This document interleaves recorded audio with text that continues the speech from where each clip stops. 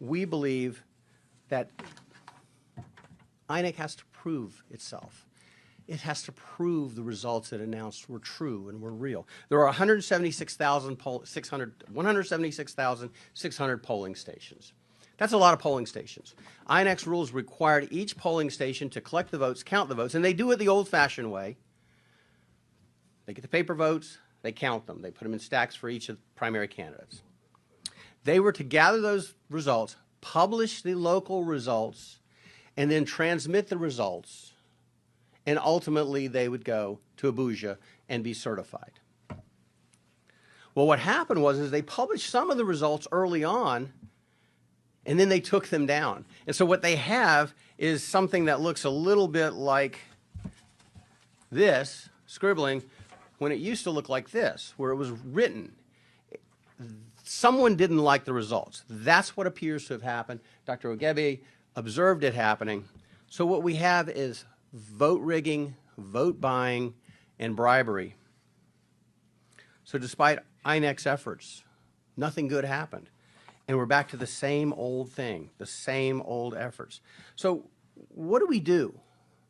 What do we do in the United States? What do we do as members of the diaspora? What do we do as international attorneys or international law folks? What do we do to ensure democracy can thrive?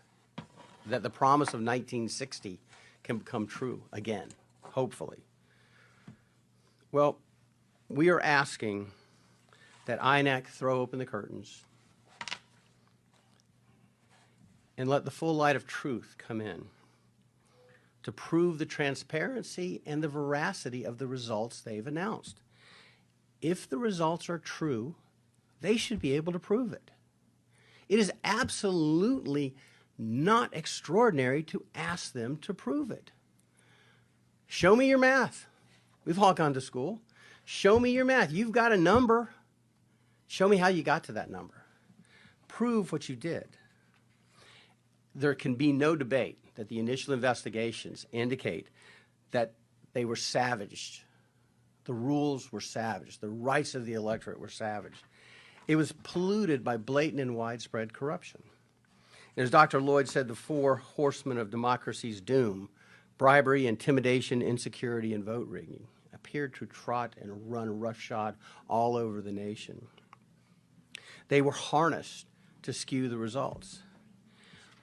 We, NIDECO, call upon the people of Nigeria to act peacefully, but to demand that proof be provided to them, that INEC prove the results they've announced.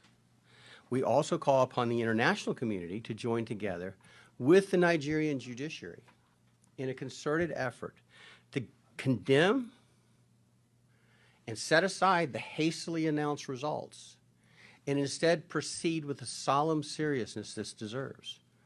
Again, one of the